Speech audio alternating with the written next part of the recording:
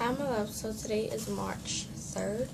Yeah, today is March 3rd and I'm going to be re-recording my 2-week postpartum update because I don't know what happened, but it plays perfectly fine on my phone and my computer, but when I uploaded on YouTube, it was like something was wrong with the audio and you guys kept telling me, so I'm just re-recording it. Sorry if I look a little drowsy or tired. It's like 8:44 in the morning. I just fed my son. I just put him to sleep and I just washed my face and brushed my teeth. And I just cooked me some food, so I'm going to eat after I make this video. But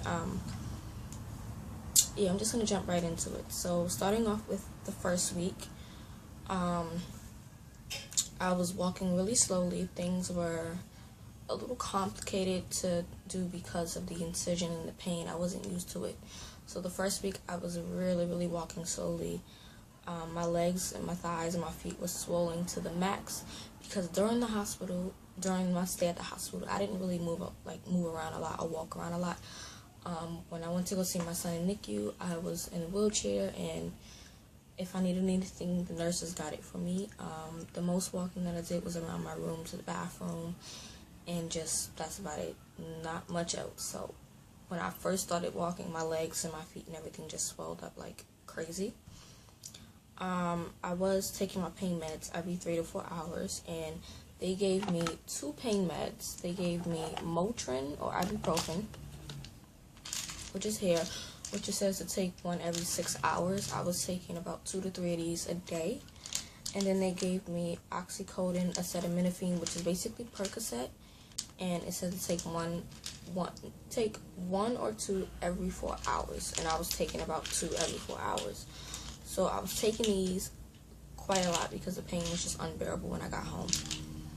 My stomach was really soft. I was able to sleep on my sides because it was a little bit more comfortable for me. I did have bowel movement. I wasn't pumping at all, so my boobs got really engorged, and it was painful.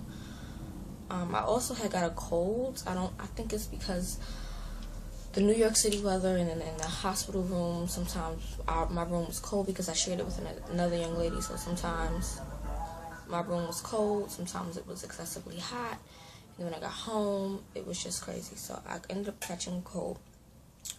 When my bladder had got full, it caused a lot of pain to the point where I had to bend and hunch over because I was only going to the bathroom like every 3 to 4 hours because I still couldn't really fill my bladder full, if that makes sense. So I was going to the bathroom every 3 to 4 hours. As far as taking baths, I was taking bird baths from the sink. I wasn't getting in the shower because I didn't want to chance it with the incision and everything. And yeah. Speaking of the incision, there was a lot of tugging. Oh my god, like I felt like somebody was ripping my stomach open from the stitches. It was just painful.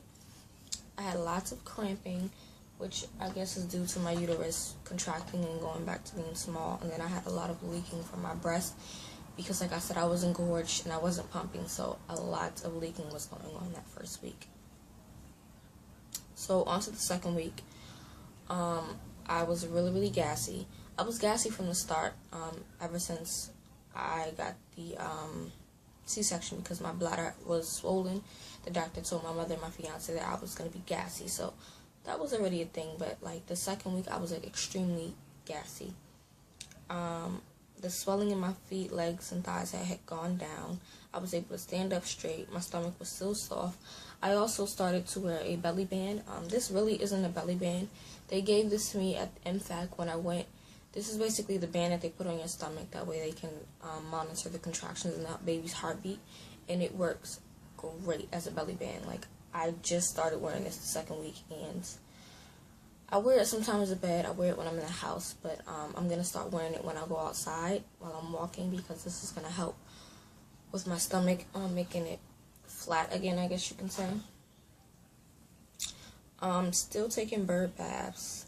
I started to sleep on my back because I had a lot of pain from the incision, and I thought it was from the outside stitches, but the pain that I'm feeling is now from the inside stitches, and I'll talk about that in a few. I had a lot of rectal pressure and pain, and it was just oh my god, like if I had to not pee, but if I had to like pass gas or if I had bowel movement, it hurt like hell in my butt. Like, it was painful. I didn't like it. It has gone away now, but it still comes every now and then, and it's just unbearable. Can't stand it. I did start pumping my second week, and I was pumping about 2 to 3 times a day. I know you're supposed to pump every 2 to 3 hours, but during that second week, I wasn't really up to that, and I was trying to get used to, you know, being a new mom and taking care of my son and just getting rest. So I was only pumping about 2 to 3 times a day, and I was getting about 1 to 2 ounces of milk just from pumping 1 to 2 times a day.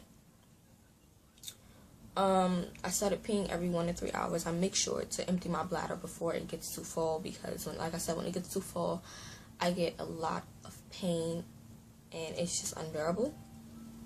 I was able to bend down the second week, so bending down and standing up was no problem whatsoever.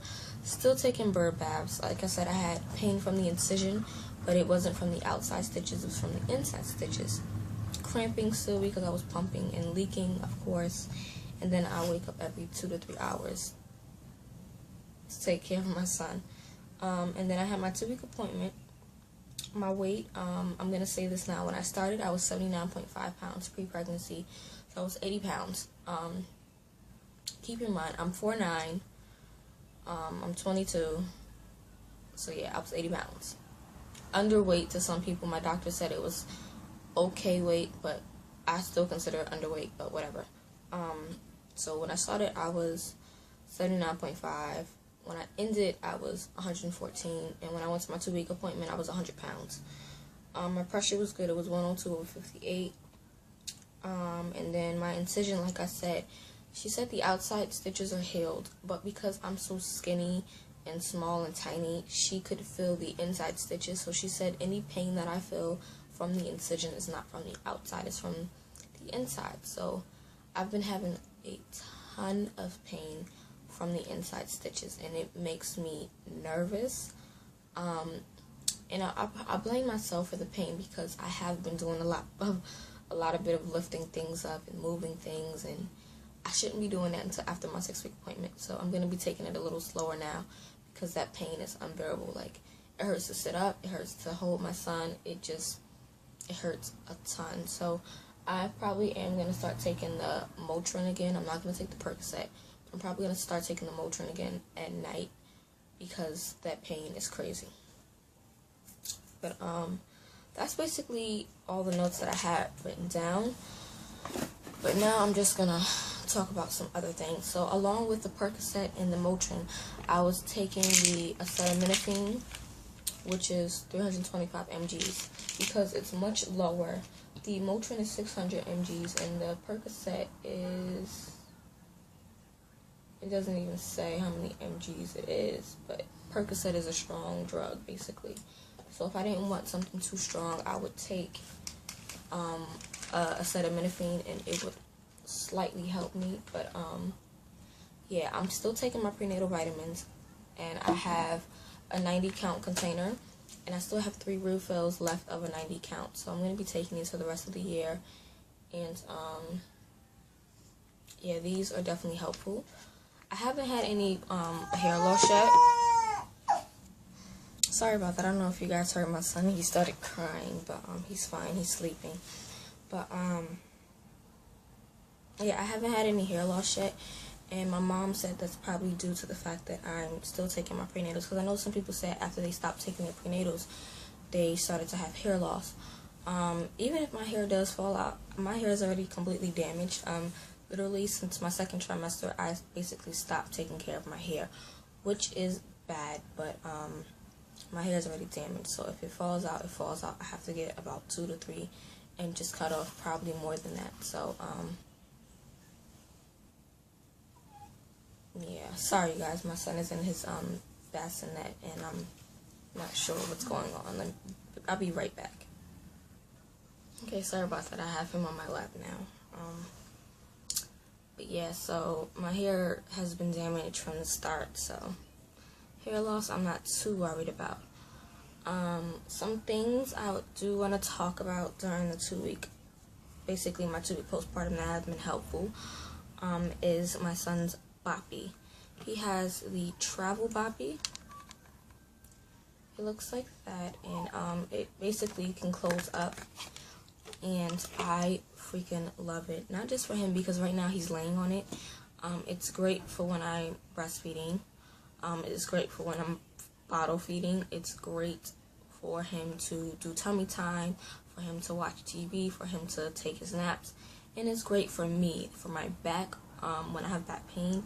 It's great for my neck when I'm up with him late, and it's an awesome pillow to sleep with. So I definitely want to get a second boppy for me, because I'm in love with the boppy myself. But the boppy definitely is helpful, especially if you have a C-section. I'll talk about some of my postpartum C-section essentials, I guess. Some things that have helped me. What else? Water. I've been drinking a lot of water. I'm not a water person at all. I hate water with a passion.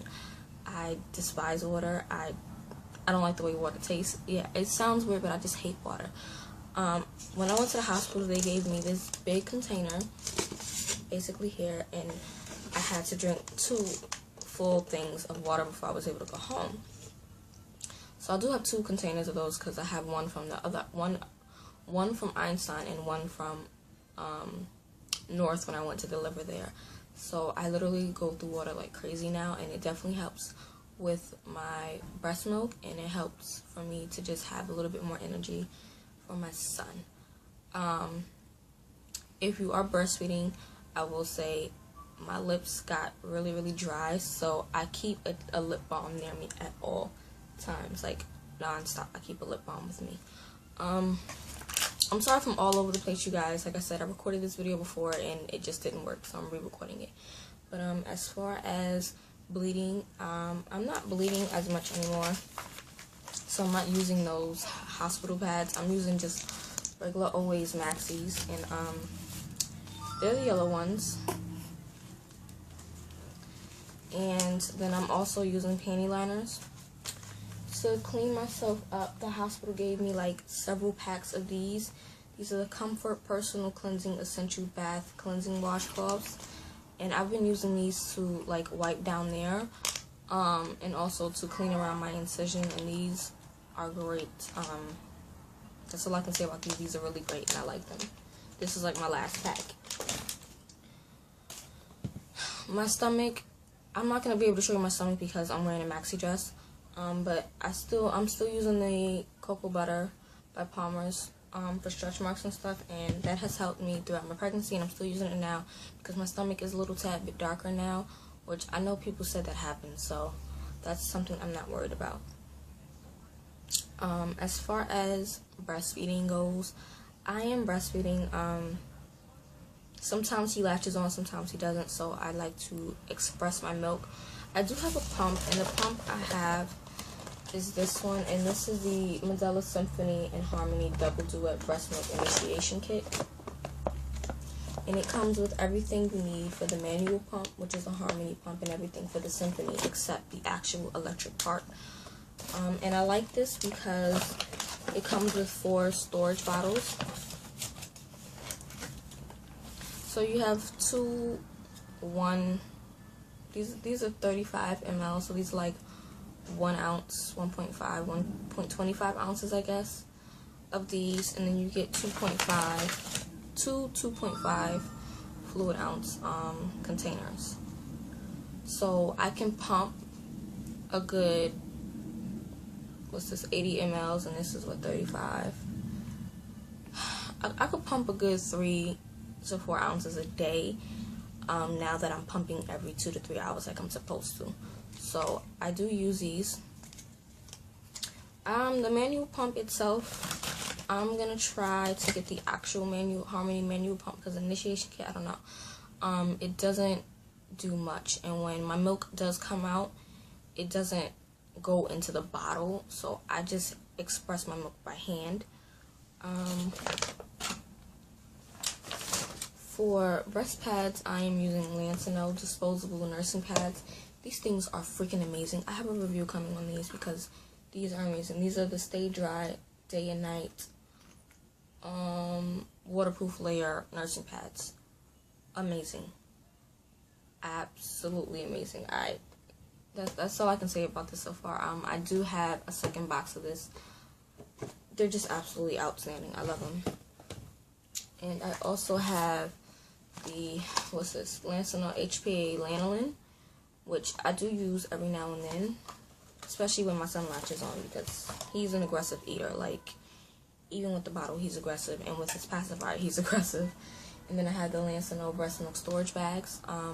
This is a 50-pack, but I had 2 samples of the storage bags from the disposable breast pads, so I don't need to use these as of yet.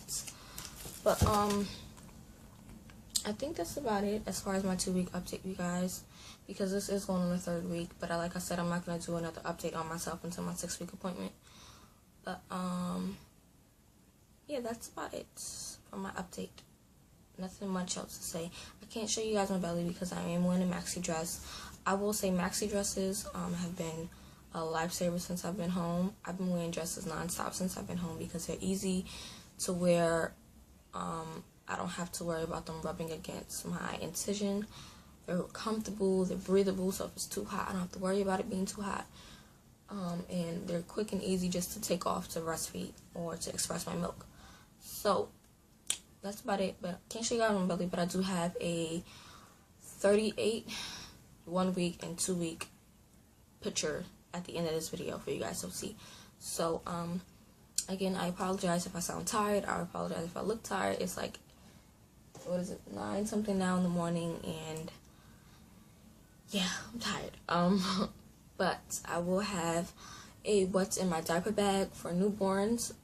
I will have his 4-week update coming up in 2 weeks. My newborn essentials and postpartum essentials for if you have a C-section. I do have those videos coming to you guys because quite a lot of things have been happening.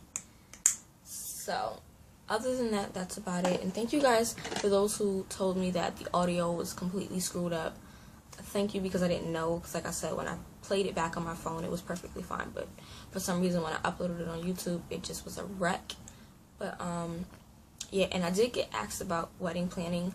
I'm going to officially start wedding planning in April, so next month I'll have more information on that, because I'm having my first meeting basically with my bridal party in April.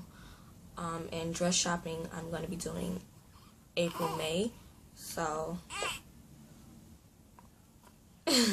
so yeah, I'm just going to end this video before he starts to cry, and you guys can check out my postpartum pictures to see how my belly looks. So thank you guys for watching, and I'll see you guys later. Bye.